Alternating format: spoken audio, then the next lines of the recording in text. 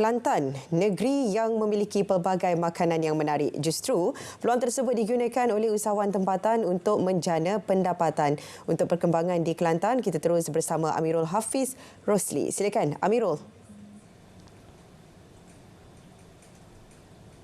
Baik, terima kasih.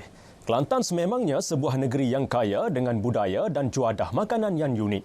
Antaranya termasuk coklat niseh atau gula-gula manisan yang merupakan pemanis mulut terkenal dalam kalangan penduduk di negeri ini. Pengusahanya Roziah Hussein berkata sehingga kini permintaan terhadap gula-gula manisan itu masih lagi tinggi menyebabkannya tidak menang tangan untuk membuat coklat niseh. Perusahaan pembuatan gula-gula itu diwarisi oleh ibunya yang mengusahakannya lebih 40 tahun di Kampung Beris Panji, Kota Baru. Jelas beliau, bagi memenuhi permintaan pemborong khususnya dalam kalangan peniaga di Pasar Siti Khadijah, setiap hari dia dan anaknya itu akan menghasilkan 4,000 biji coklat niseh. Antara bahan yang digunakan ialah niseh kerek iaitu gula Melaka, gandum, santan, kacang tanah dan sedikit garam. Kalau lah orang tak biasa memang suka lah. Sebab cara pembuatan dia agak rumit sikit lah. Nak masak dia makan masa 2 jam lebih. Nak masak sebelum nak masak nak sebab sedia tepak, sedia gapo. Jadi saya bangun awal pagi tu. Kalau pukul 4 tu nak sipai nak apa tepak dia, nak letak kuda dia baru boleh masak. Sebab apabila kita masak kita tak nak tinggal dah.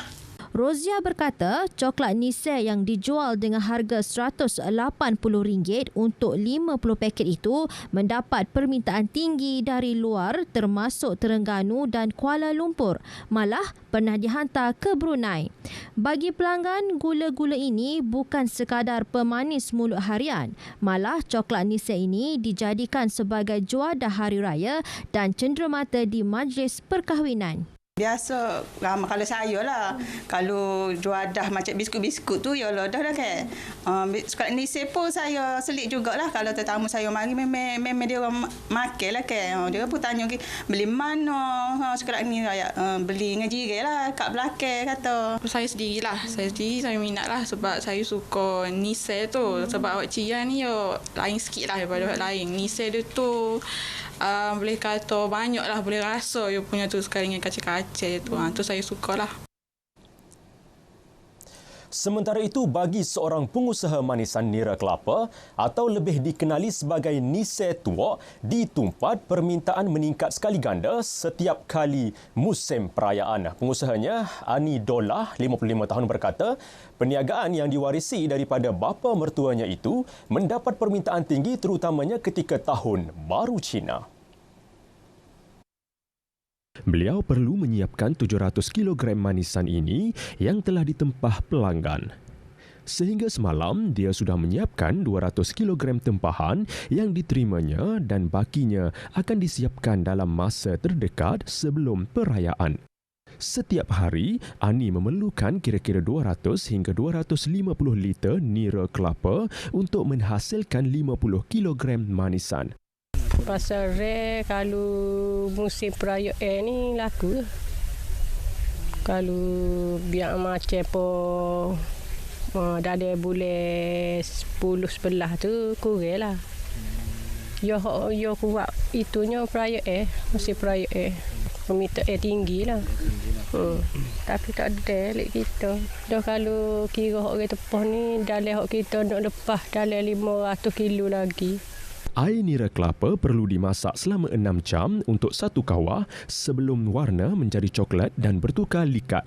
Manakala proses untuk mencurah ke dalam acuan perlu dilakukan dengan cepat kerana bahan ini mudah mengeras. Sebaik sahaja semua proses tersebut siap, gula Melaka tersebut akan dibungkus mengikut pesanan yang diterima dan dihantar kepada pelanggan. Beramal sambil berniaga, itu konsep diguna seorang peniaga burger yang menjual produknya dengan harga ramah namun masih mengekalkan rasa dan kualiti. Wartawan Aliyah Safura Ahmad ada laporannya. Dengan harga RM2 sebiji, Azman Fauzi atau lebih dikenali sebagai Abis Shah, 57 tahun menjadi tumpuan pengunjung di Pasar Malam, Bandar Tumpat. Apa tidaknya, hanya dia satu-satunya yang menawarkan harga rahmah itu bagi memberi peluang kepada masyarakat sekitar untuk mendapatkan menu itu pada harga yang lebih murah berbanding di tempat lain. Paling mendapat sambutan roti oblong. Azman mementingkan kepuasan hati untuk membantu orang ramai, khususnya golongan B40 untuk turut sama menikmati hidangan tersebut yang biasanya dijual pada harga RM6 sebiji. Saya buat dalam 2 tahun. 2 tahun harga RM2. Dulu saya jual murah lagi RM1. Tapi sebab barang naik saya. Jadi sekarang RM2 okey lah. Cuma harga tu memang tidak untung pun. Cuma saya lebih pada berkebajikan kepada pengunjung-pengunjung. Beliau turut mempunyai 3 cawangan lain di Kota Baru termasuk di Tambatan Diraja dan Wakaf Mek Zainab. Rasa dia tu memang sangat sedaplah sebab daging dia pun rasa tebal. Memang seumurlah setiap hari Rabu saya beli mari beli bawa kakak sekali ya. Mari beli seumur sinilah. Ben nak oblong dah so. Okey, terima kasih dah. Tunggu Boleh. Okey, biasanya roti oblong dijual dengan harga antara RM5 hingga ke RM8. Namun istimewanya kedai ini ia dijual dengan harga yang sangat murah iaitu RM2 sahaja dan sering menjadi tumpuan di Pasar Malam Bandar Tumpat, Kelantan. Laporan Alia Safura Ahmad untuk Berita RTM. Baiklah, laporan itu tadi menakhiri perkembangan dari Kelantan. Dari sungai hingga ke segara, Palestin pasti merdeka. Kembali ke Angkasa Puri Kota Media. Baik, terima kasih Amirul langsung dari Kelantan. Kontraktor luar akan dilantik bagi memulakan kerja-kerja meningkatkan kualiti perkhidmatan air di Kelantan. Pemangku Pengurus Besar Air Kelantan Sdn Berhad, Izani Ismail berkata, langkah awal dibuat bagi menyelenggara paip-paip rosak dan loji rawatan air. Tindakan itu bagi mengatasi masalah kualiti bekalan air yang membelenggu negeri berkenaan sejak sekian lama. Sebab kualiti dia bermula daripada loji. Ada setengah loji kita tu dia punya sistem proses dia tu memang lama dan perlu kita baiki, kita naik taraf. InsyaAllah dengan income yang kita perolehi dari pelarasan ni kita akan gunakan untuk aktiviti untuk dua tadilah untuk pembakaran paip dan juga untuk proses sesekali masalah proses di loji. Menerusi rancangan perniagaan kelima 2024-2028, AKSB akan menambah 2 loji baru iaitu masing-masing di Merbau Condong dan Tok Bali Pasir Putih. Mahkamah Magistrate Kota Baru memutuskan prosiding pendakwaan 2 pengarah Imraz Travel atas 51 tuduhan kes penipuan pakej umrah melibatkan kerugian RM503,221 ditangguhkan ke 13 Februari depan. Magistrate Ahmad Syafiq Aizat Nazri membuat keputusan tersebut selepas kedua-dua orang kena saman OKS, Datuk Zulkarnain Endut dan isterinya Datin Mazwin Mustafa yang masing-masing berusia 43 tahun tidak hadir ke mahkamah hari ini kerana sakit. Sehubungan itu, Timbalan Pendakwa Raya Kementerian Perdagangan Dalam Negeri dan Kos Sara Hidup KPDN yang diketuai Muhammad Sofian Zakaria, Suhana Muhammad dan Syafiq Mahadi memohon satu tarikh baharu untuk mendakwa kedua-dua OKS. Mahkamah kemudiannya menetapkan 13 Februari depan sebagai tarikh baharu untuk pendakwaan kesemua pertuduhan yang akan dijalankan secara serentak.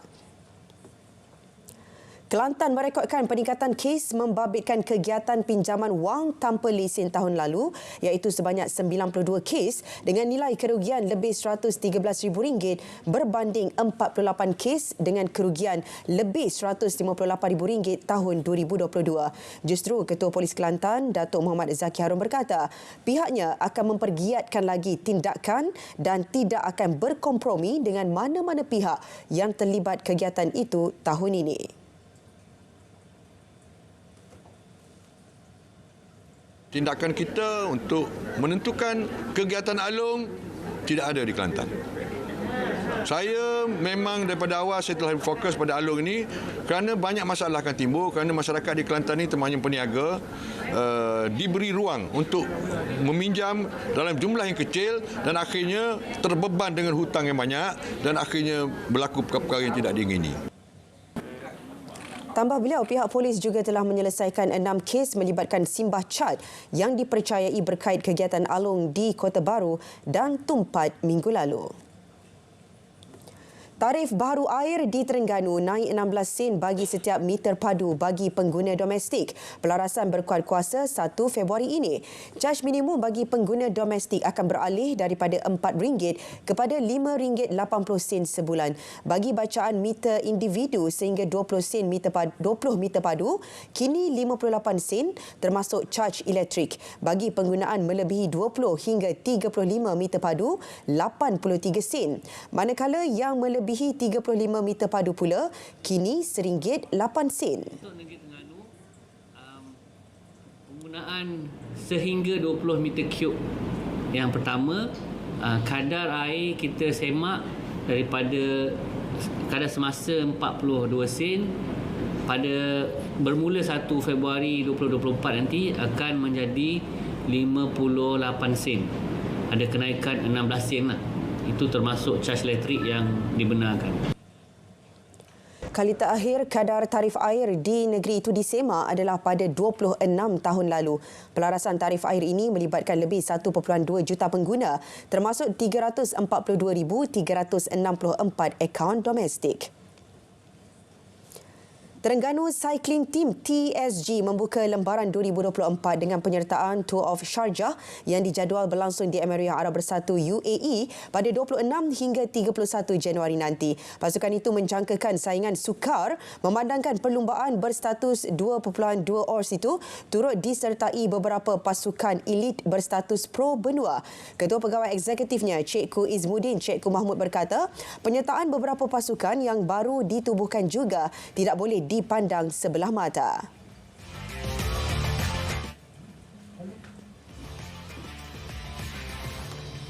Kita pun tak tahu kekuatan walaupun dia satu tim yang baru, tapi kita tahu kekuatan sebenar dari segi kemampuan pasukan itu sendirilah. Kita memang apa-apa pun kita akan bersaing. Cuma kita dari segi kelebihan pada tahun 2024 ni kita tamat pada urutan nombor 1 dan dari segi jemputan oleh pihak penganjur adalah compulsory lah kepada pasukan TSG. Sementara itu, Kapten Pasukan Nur Amirul Fakhruddin Mazuki meletakkan harapan tinggi buat pelumba baru TSG musim ini, Merhawi Kudus. Lagi pun kita ada macam Merhawi Kudus daripada Pro 2, jadi sedikit sebanyak kita boleh share macam mana pelumba dengan Pro 2. Selain Merhawi, TSG turut mengumumkan 2 lagi pelumba baru iaitu Nur Aiman Rosli dan Andreas Bill Tiadis. Ia sekaligus melengkapkan keseluruhan 16 pelumba pasukan TSG bagi musim tahun ini.